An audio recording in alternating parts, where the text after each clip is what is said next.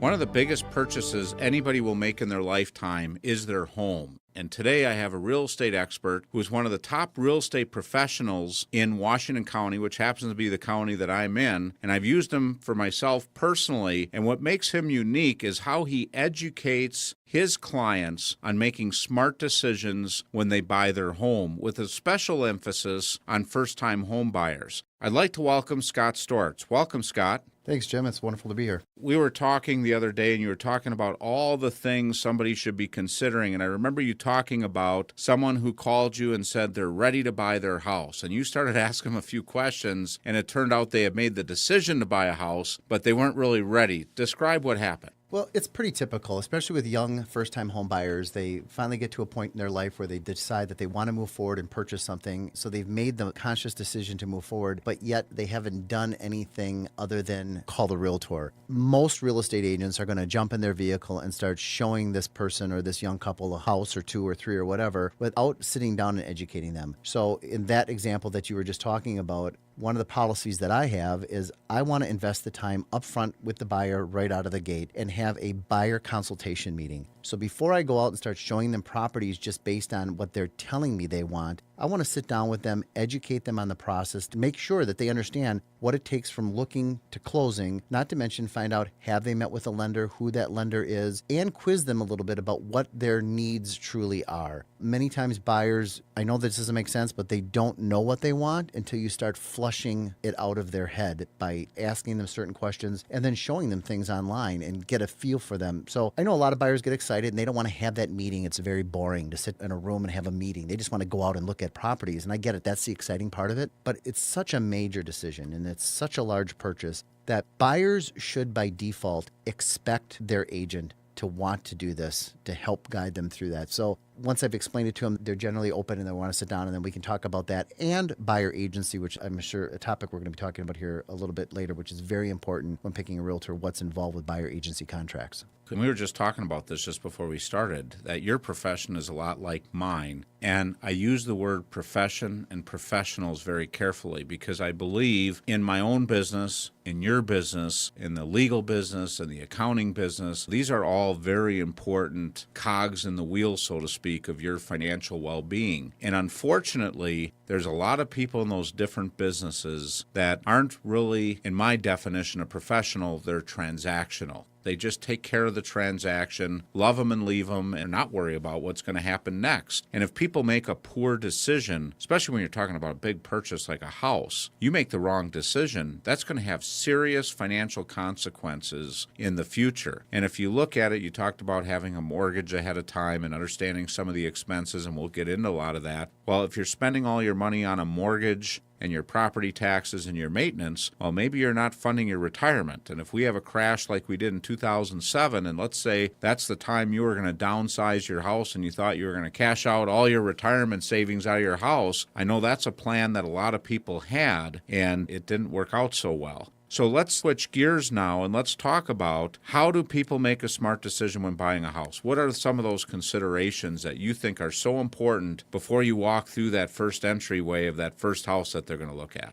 I really believe the very first choice, the very first decision that a buyer should be making, whether it's a first-time home buyer or an experienced home buyer, but especially a first-time home buyer, is choosing the correct agent. No different than picking a financial advisor or an attorney. The bar to entry in my field is very low. At least in the state of Wisconsin, you take a 72-hour course and you pass a test and you're a realtor. Most of the firms will hire you just because you have your license. Just because somebody has a license in any particular field doesn't necessarily mean that they are proficient or appropriate to guide you through these major decisions. So I really think that the first major decision that any buyer should be making is interviewing realtors to get a comfort level for those and find out how experienced they are and meet with them. Most buyers don't even think about this. They pick up the phone, they want to go look at the house, they run into the open house, whatever, and they get excited, not understanding the ramifications of those decisions, whether or not they've got somebody there who's got their back. So the number one most important thing is taking the time. When people look at real estate, many times it's the seller who thinks they should be interviewing realtors to list their home. It's no different when you're a buyer. When you're a buyer, you should also be interviewing realtors. You should be sitting down and questioning those agents to find out what their level of experience is, how well they know the community that you're thinking of moving into, and having a sit down with them to make sure that you feel that they are going to counsel you correctly. So that is the number one decision. From there, the realtor should be able to help you understand whether or not financially you should be looking at a certain price strata. I will tell you that when you go and meet with a lender and get your pre-approval, they're always going to show you your top dollar, what you can afford. That may not always be the best decision. Just because the bank says you can afford a $2,000 a month mortgage payment, that may not be the best decision for you. And many times, it's funny, I've been accused by a lot of buyers who've stopped midpoint through a house and they've turned to me and they've said, why do you keep talking us out of properties? And it's not that I'm talking them out of properties. I'm trying to make sure that they're making the best appropriate decision based on conversations we've had and what I believe their tolerance is for work, what their tolerance is for finances, because some people will fall in love with a house and not see the expense with that particular property. It may look like it fits in their budget, but they're not thinking about these other things. But again, back to your question, the number one decision is the realtor that's going to represent them.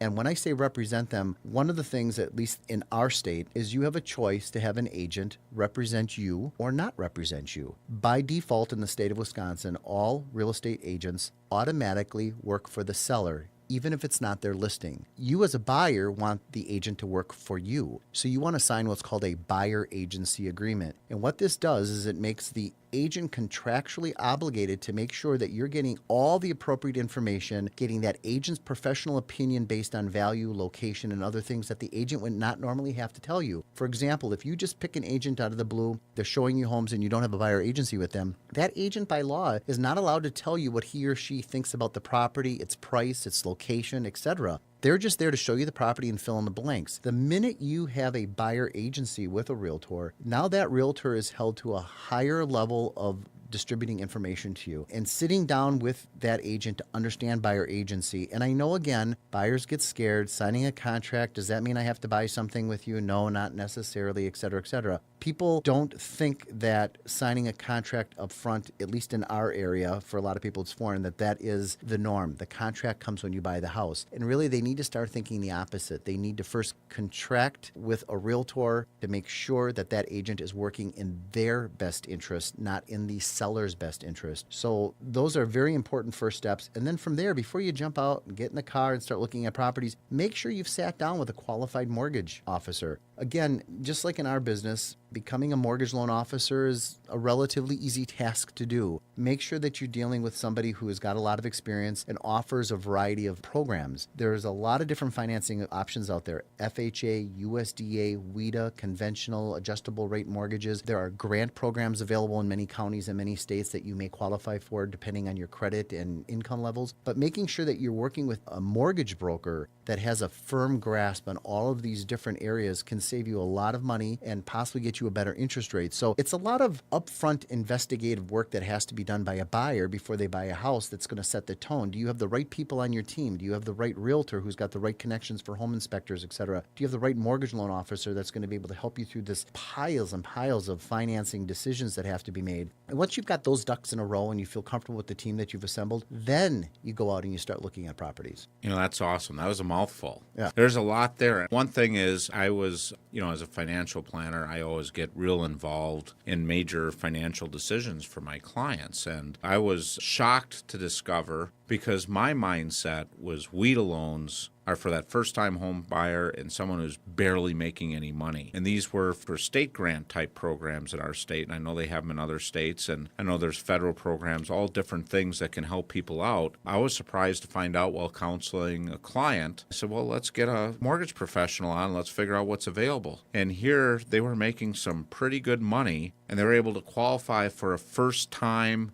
program for a mortgage, and they weren't a first-time home buyer. So the definition of first-time home buyer in his case, if he hadn't bought a house that his name was on in the last, I think it was 12 months, he was already eligible for a program, and then there was another program after a couple of years. So there's a lot of different things available, and I think sometimes people come into an inheritance or a new job or something, and they say, well, I got the cash, and they're jumping headfirst into a transaction. And you look, just a couple hundred a month or 300 a month or 500 a month or whatever, if you don't go right to that maximum, that's money that can be used for other things like maybe the kids' dental work or maybe books for school or maybe your retirement or maybe insurance in case something happens, you get sick or disabled or whatever. There's a lot of different things that money goes for, and you got to make sure you got all those bases covered. Hey, we're going to take a short break, and when we come back, talked about all these things a buyer should look at. Now, what's the next step? We're looking at homes, so how does it go from there? So please stay tuned.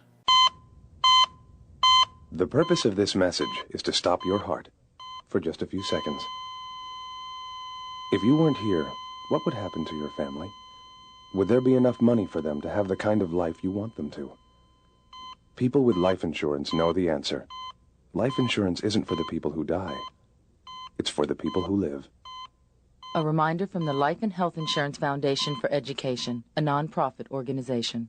Welcome back as we continue to visit with real estate professional Scott Stortz. And in the beginning, he was talking about all the things you want to consider before you first walk into that house. So all those things that you talked about is, first of all, have a professional or a team of professionals that you can feel comfortable with. And if you're buying a house, you might want to consider having a buyer's agent. And one thing I'll just say from a personal note, I know, Scott, you helped me sell my last house. You helped me buy my new house. You gave me some bold advice along the way, and I know because of our relationship, you asked permission to give me that bold advice first. But I'll tell you what, I didn't want to hear any of it, but it was golden advice. And I think, when you have an advocate for you, someone that is willing to take a chance, and maybe someone's got their dream house, they want to buy it, you as a professional know it's probably not the right financial decision for them to make. It's really hard to tell somebody, maybe we should look at something different. You've talked about a little bit in the first segment. So you're taking someone out, you've maybe set their expectations to a level that they can be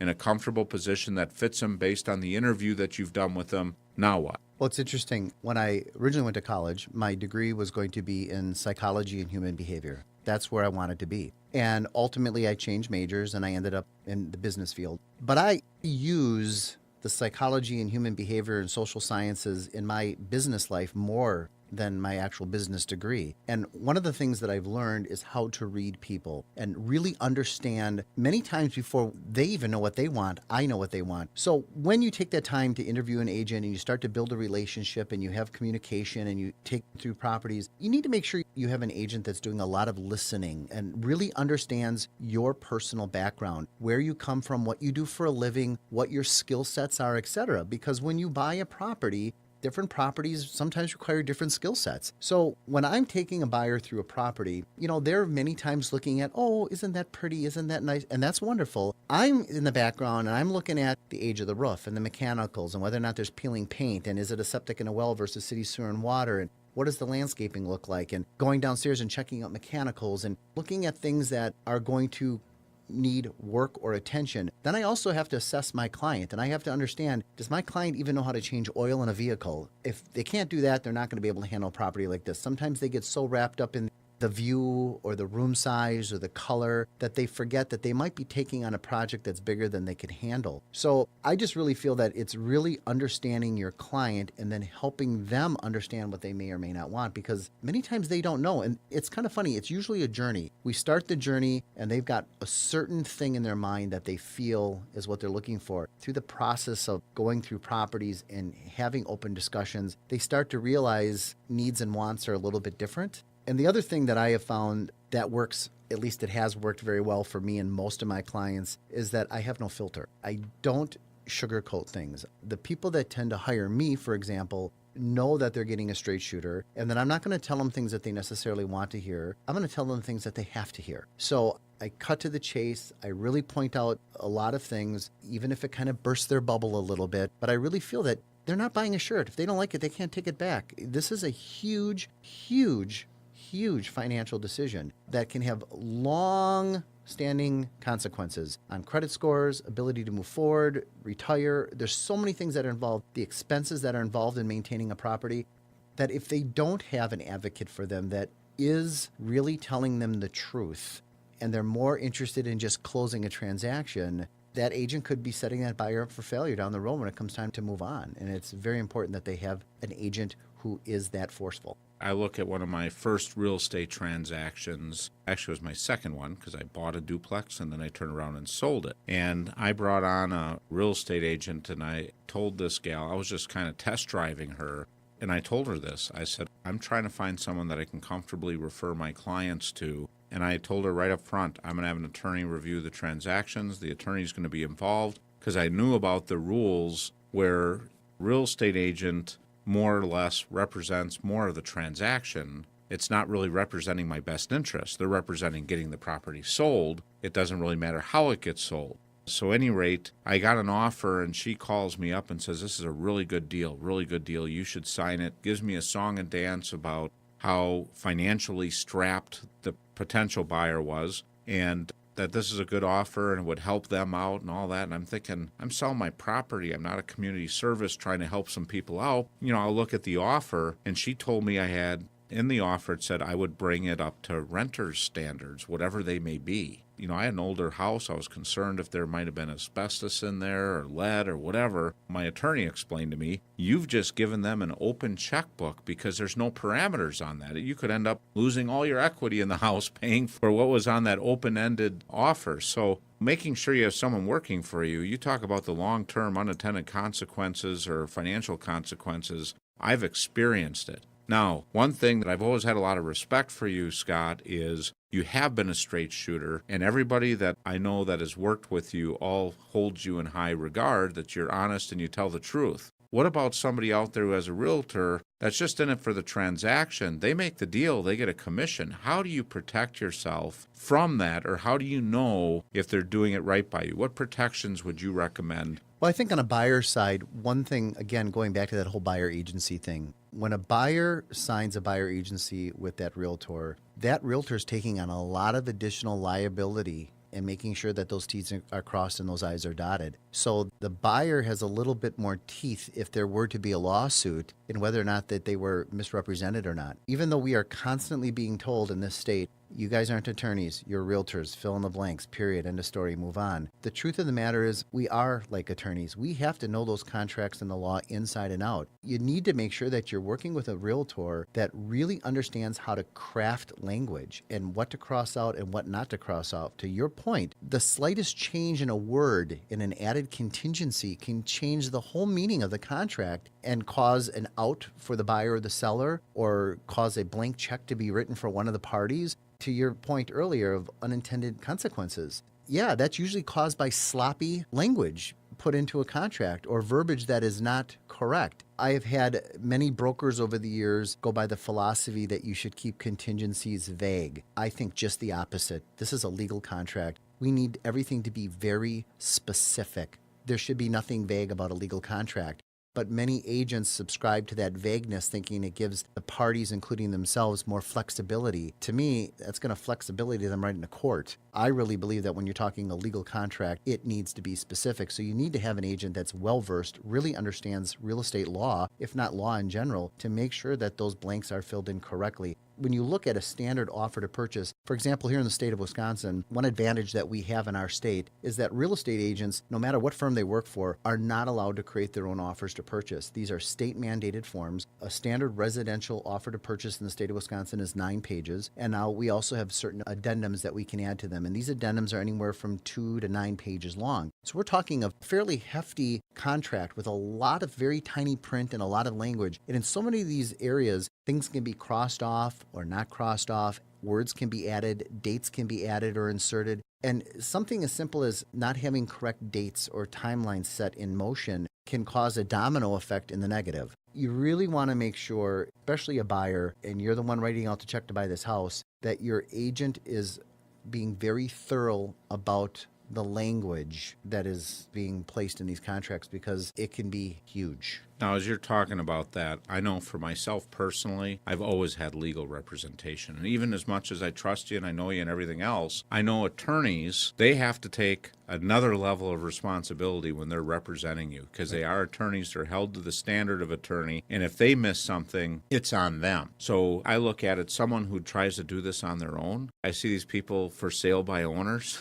I just think, such a major transaction, unless they got real estate background and they understand contract law, these folks, I think, are setting themselves up for some real trouble, and especially those that buy private party listings. And I know so many people say, oh, we could save the real estate commission. One thing I know that you did for my house is you screened the people. So I'm not showing it to every curiosity seeker and deadbeat that wants to come walk through the house because they're curious. You pre-qualified those buyers. You screened them. It wasn't about, let's just try to get whatever fruit falls from the tree. Let's make sure this is a professional relationship and a professional transaction. So I appreciate that. Any last thoughts that you'd have, Scott, for a new-time home buyer? Well, you're talking about attorneys, and I will never tell a buyer or a seller not to also have an attorney involved in a transaction. That is their right. It's pre-printed in the offer, and actually it takes a little bit of pressure off the realtor to have another set of eyes look at this stuff. I would also say that, for those buyers that are out there and they're buying the for sale by owners, and they're trying to, both parties, the seller and the buyer, that are trying to cut the realtor out of the transaction thinking that they're going to save some cost. The buyer needs to realize it's the seller saving the cost, not the buyer. When a buyer in the state of Wisconsin hires a realtor and buys a house, generally speaking, it'll be a property listed through the MLS system, the multiple listing service, and they're generally going to be buying a home that is listed through another firm, and that buyer's agent is going to get paid from the listing agent. So unless that buyer decides to buy a for sale by owner and that for sale by owner won't pay the realtor, there's no cost to have professional representation on the buy side. When you go to an attorney to have them draft the offer to purchase for you, there's some major components missing. Now, I'm not dissing attorneys. I love them. They're there and they know what they're doing for the most part, but that attorney didn't tour the property with you. That attorney isn't there during that home inspection. That attorney isn't there to help you understand what that home inspector had to say. That attorney generally doesn't have a lot of resources for you to go to get additional information about those different things. That attorney isn't really there to help guide you as to, is this the appropriate purchase for you and your financial well-being and your future? And is this goal of yours to buy this home a short-term or a long-term? And what are the ramifications of that decision? And is this house going to be sellable 2 years from now versus 5 years from now, depending on different circumstances? So I still believe that there has to be a stronger one-on-one relationship. You find a house, you go to the attorney's office, he fills in the blanks, and he'll fill them in or she'll fill them in correctly. But there's so much more to a real estate transaction that is not there, that an attorney is not offering, that are huge, huge components to the entire process. So I will have to say, honestly, my experience has been the vast majority of buyers and sellers, and when I say vast majority, I'm talking 99%, do not have an attorney involved. They're working solely with the realtor. But I would really caution people going out on their own, especially the buyer. It's one thing to list your house for sale by owner. It's another thing to buy a for sale by owner and not have a realtor there to help you understand if you're overpaying and if this is the right property for your well-being, because the attorney's not going to be there for that. So I would just be a little bit cautious about not having somebody advocate for you on the buy side. And I look at it, I think both are critically important. Yep. It's just like financial planning and having a team. You talked about earlier in the first segment,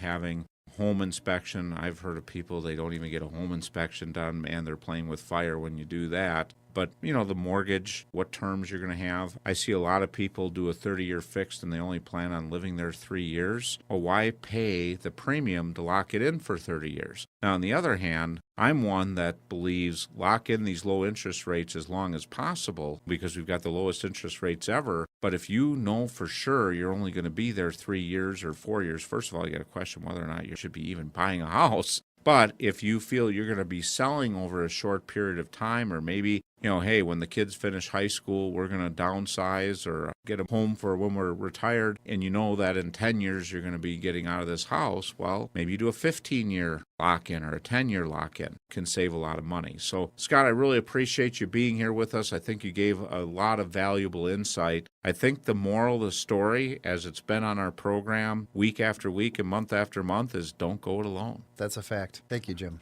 Thanks for joining us this week, and tune in again next week as we explore another phase of the real wealth process. And remember, if anything you heard in today's show you'd like to get more information about, contact your Real Wealth advisor. Also, if you feel that any of this information will be helpful to a friend or family member, just click the Forward to a Friend button.